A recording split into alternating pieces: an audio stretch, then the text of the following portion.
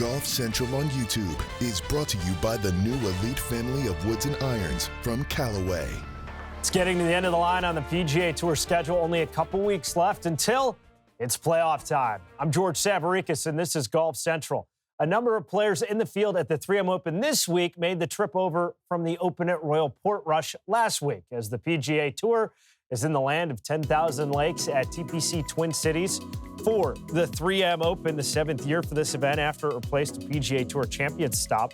This is the home stretch of the regular season. Only 2 regular season events left before the FedEx Cup playoffs, with more from what has been a rainy Minnesota. Here's Amy Rogers. 37 players made the trip from the Open Championship to here in Minnesota for the 3M Open. And for many, it's an opportunity just to be able to tee it up in one of the final regular season events of the year. For others, it's a much needed opportunity to pick up FedEx Cup points or Ryder Cup points.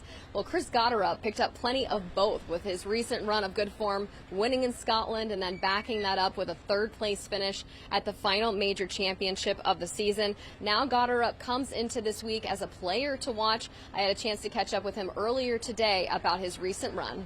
It's definitely been career changing for sure. A lot to look forward to next year and also this year, so it's been really exciting. What do you feel like has changed the most so far? I don't feel like anything has changed. You know, I feel like I'm the same person, and but I do. You know, I know I've opened some doors for not only DP but PGA Tour and some majors next year as well. So yeah, it's just an exciting time. You've also potentially opened a door when it comes to the Ryder Cup, playing your way into that conversation a bit. How much of that is a priority now over this closing stretch of the season?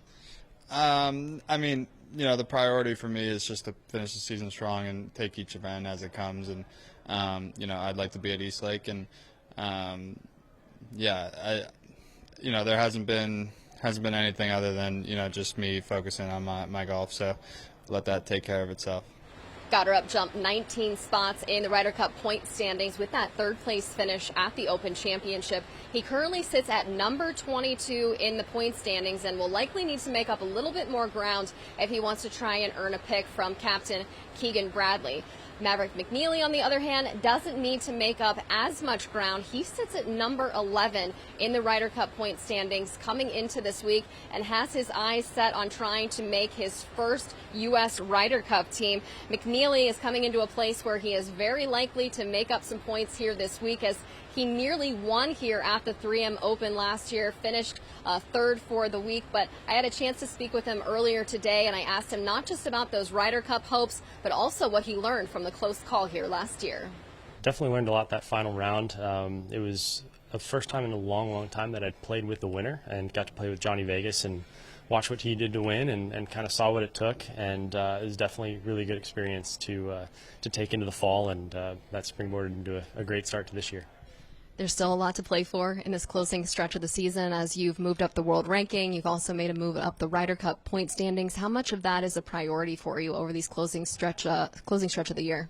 It's definitely something I think about. Something I really want to do is make that team, and even more so, I want to win points for that team. But it comes back down to the same task every week, which is try and play great golf. And this is a golf course that I'm really comfortable at. Conditions, you know, coming back from the Scottish and the Open, it's everything seems a lot easier over here. A little more comfortable, a little more familiar, and game feels really good. Have you had any conversations with Captain Keegan Bradley about what it might take for you to possibly make that team? I haven't had any conversations about that. I just know there's a lot of guys that are playing really well wearing the red, white, and blue, and that's a great thing. We want a lot of guys playing well and confident going into that big event. So hopefully a lot of guys continue to play well, and hopefully I do enough to earn a spot on that team and win a bunch of points.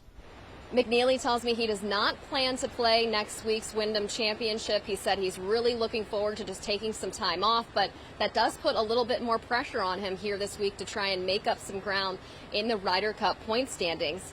Now, while that is top of mind for some players, others are very much focused on getting those much-needed FedEx Cup points to try and get into the playoffs. The 3M Open is one of just 2 regular season events remaining on the schedule, and the top 70 will get into that first playoff event.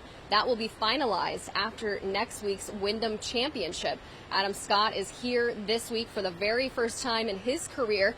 He sits at 85 in the FedEx Cup point standings coming into this week. And when I had a chance to speak with him earlier today, I asked him about why he added this event to his schedule. Obviously, I'm trying to make a run into the playoffs. I've got a little bit of work to do, and really disappointing result last week at the Open. So I think the best thing I can do after that is come and play and get back on the horse. I feel like my game's been fairly good, so I don't really want to sit and dwell on that poor round Friday too long. How do you regroup after a difficult week like that? I think I've done it many times, and we have bad days, and it's not Friday of the Open. It's not the day you want to have a bad one, but it happened. And coming out here and hitting some balls yesterday, it was feeling good again, and I think it was just one of those things, unfortunately, and got out of my control a little bit there on the golf course. But try and get it all back on track this week and have a great week and make a move up this FedEx Cup points list. You have been in the playoffs nearly every year since they started. Why do you enjoy being a part of that part of the season? Well, there's a lot to play for. I mean, it's kind of how we judge our season, rightly or wrongly, and also, to set yourself up for a good year next year with the signature events being introduced. Obviously, that plays a part in everyone's scheduling and decision making. So it's really, the better that you do, the better you feel, and you want to be there at the end and having a shot at the FedEx Cup.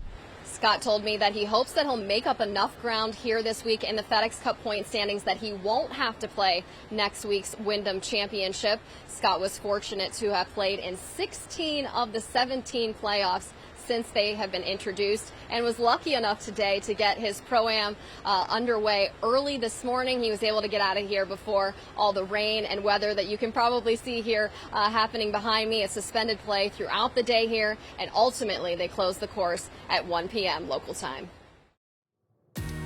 Heard Amy mention the FedEx Cup bubble. Keith Mitchell sits in that 70th and final spot. Emiliano Grillo, the first man on the outside, looking in at 71st. Six-time PGA Tour winner Chris Kirk, 77th. 2019 U.S. Open champ Gary Woodland at 78th. Amy had talked with Adam Scott. He currently sits 85th. He is playing this week and next as well to try and play his way into the playoffs. We welcome in Paige McKenzie. Paige, let's take a look at the man who would be the odd man out right now, 71st in the standings. This is a big week for Emiliano Grillo.